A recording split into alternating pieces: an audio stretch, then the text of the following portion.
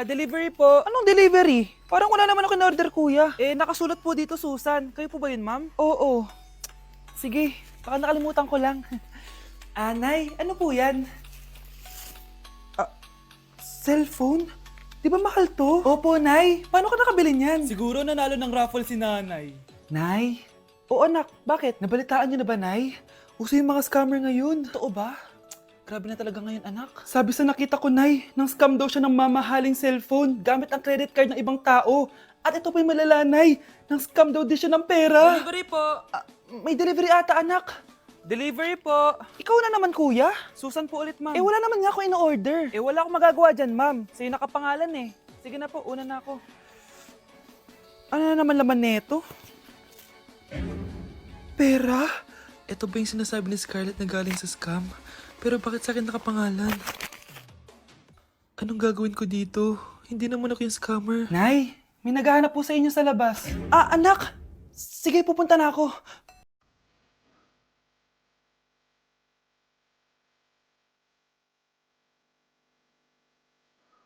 Hello po. Ano pong kailangan nila? Kayo po ba si Susan, ma'am? May natanggap po kasi akong report na kayo daw po nangi-scam.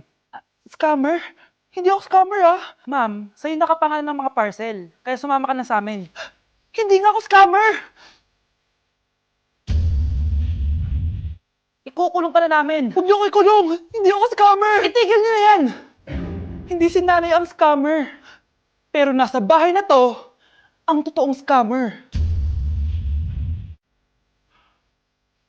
Delivery po. Anong delivery? Parang wala naman ako in-order, kuya. Nakasulat po dito, Susan. Kayo po ba yun, ma'am? Oo.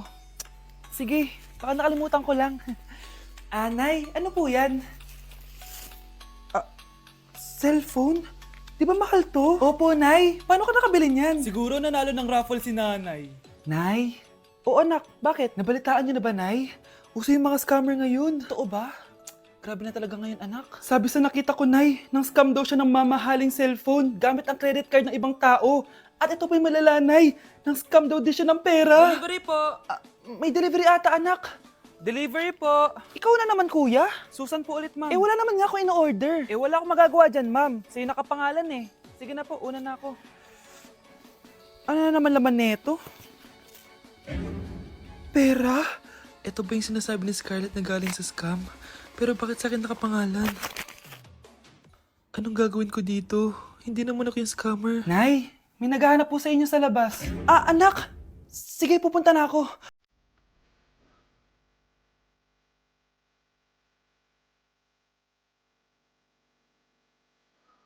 Hello po. Ano pong kailangan nila? Kayo po ba si Susan, ma'am? May natanggap po kasi akong report na kayo daw po nangi-scam. Scammer? Hindi ako scammer, Ma'am, sa'yo nakapangalan ng mga parcel. Kaya sumama ka na sa amin. Hindi nga ako scammer! Ikukulong ka na namin. Huwag niyo ko ikulong! Hindi ako scammer! Itigil niyo na yan! Hindi si nanay ang scammer. Pero nasa bahay na to, ang totoong scammer. Huwag niyo ko ikulong! Hindi ako scammer! Itigil niyo na yan! Hindi si nanay ang scammer. Pero nasa bahay na to, ang totoong scammer. Hoy bata, huwag kang mangialam. Wala ka namang ebidensya. Pero nay, alam kong hindi ko yung scammer. Tara na, sumama ka na sa akin. Mga anak, aayusin ko to, ha? Babalik din ako, okay? Kung sino man sa inyo yung totoong scammer, umamin na kayo! Nakulong si nanay, di ba? Ate, walang may gustong makulong si nanay. Tsaka bakit kami lang tatlo sinisisi mo? Baka ikaw talaga yung totoong scammer. Imbes na magsisihan tayo, magtulungan na lang tayo para kay nanay. Malalaman ko rin ng totoo. Delivery po. Gabi na, may nagde-deliver pa? Kuya, kaninong parcel yan? Kay Susan po ulit. Ha? Paano nangyari yun? Nasa kulungan na si nanay. Aba ma'am, hindi ko po alam. Taga-deliver lang po ako eh. Sige na po. Oh, nasa gitna yung kalaban ha? Hoy, ayusin mo na itong mga damit mo. Ilagay mo muna dyan sa kama. Oh, ayun na! Paano naman ito laman ng parcel na to? Nakakainis, talo na naman. Ano ba to? Ba't nandito to? Ito ba yung galing sa scam? Sabi ko na nga ba, ikaw yung scammer! Ate, hindi ako yung scammer. May parcel na dumating at nakapangalan kay nanay. Di ba pang computer to? Ikaw lang naman mahilig mag-computer dito Ano na namang scam ang ginawa mo? Pasalamat ka, minor de edad ka pa. Bawal ka pa makulong. Pasensya na sa ginawa ng anak ko. Pagsasabihan ko to. Basta wag na uulitin, ha? Ako na magbibigay sa mga may-ari neto. Sige na. Ang galing mo talaga. O ito, sino to cellphone? Akin tong pera. Mas kailangan ko to. Galingan mo pang mang-scam para mas marami tayong makuha. Ako bahala sa'yo. Makakaasa ka. Gagalingan ko pa. Happy birthday, anak! Anong wish mo sa birthday mo? Ang wish ko, sana magka-tablet na ako para makapaglaro na ako ng Roblox. O sige, pag natulog ka, pagkagising mo, may tablet ka na. Talaga, Nay? Matutulog na ako. Excited na ako. Totoo nga! May tablet na ako! Happy birthday, anak! Ang bilis mo naman lumaki. Teenager ka na agad. Anong wish mo sa birthday mo? Hindi na ako mag-wish ng mga bagay, Nay. Ang wish ko lang, sana maging happy family tayo palagi. O sige, matulog ka, ha? Pagkagising mo, matutupad yung wish mo. Opo, Nay. Nay? Nay? Nay? Ba't walang tao dito? Kuya? Ate? Teka, si Kyle ba yun? Lumabas ba sila, nanay? Nay! Kyle? Anong ginagawa mo dito sa labas? Hinahanap ko po sila, nanay. Oh, Kyle! Nandiyan ka lang pala. Balik ka na doon sa bahay. Naghihintay na si nanay. Talaga, ate? Yay! Tita, sama na kayo. Sige, tara. Kyle! Nay, happy family na ba tayo? Oo naman, anak. Yay! Scarlett, anong nangyari sa kanya? Patay na si nanay, pati yung dalawa naming kapatid. Namatay sila nung birthday niya. Kaya tuwing magbe-birthday siya, sila yung hinahanap niya. Grabe pala yung trauma. Anak, malapit na tayo magsama. Talaga, Nay. Sobrang miss ka na namin, Kyle. Excited na kami, Kyle. Excited na rin ako, mga ate, kuya. Ate, makakasama ko na sila, nanay. Matutupad na yung birthday wish ko. Kyle, kain ka na dito. Celebrate natin yung birthday mo. Kyle, kain na. Sino ba batang yun? Kyle! Kyle.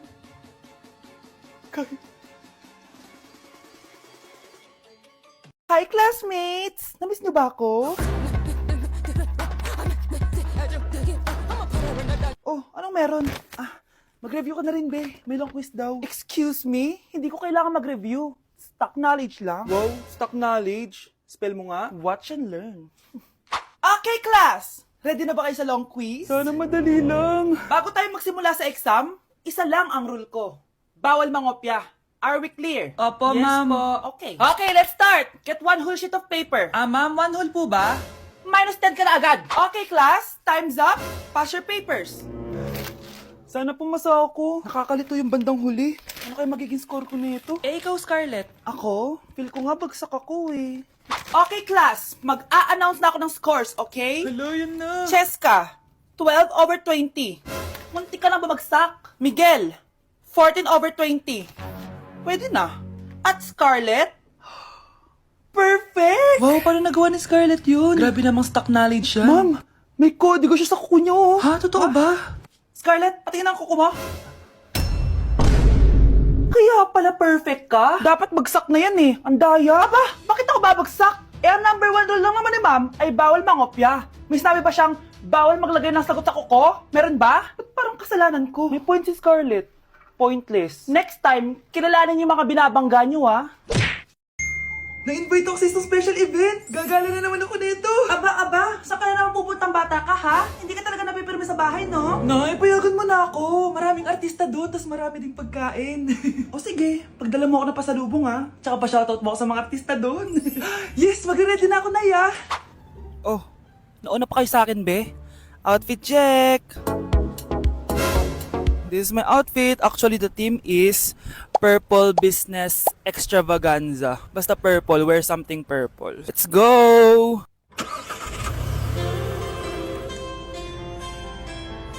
I'm so excited, guys, kasi balita ko may mga artista daw doon. So, I'll see you guys on the venue.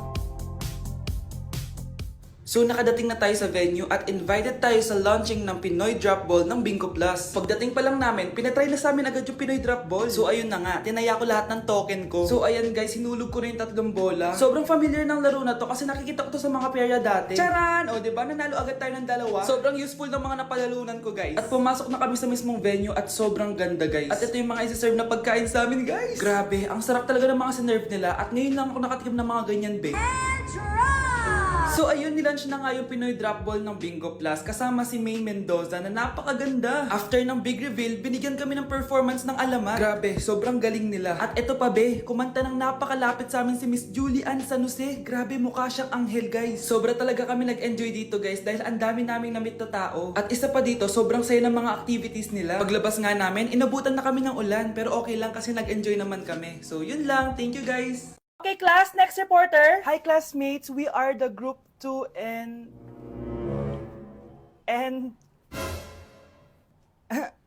Scarlett, may nakakatawa ba? our topic for today is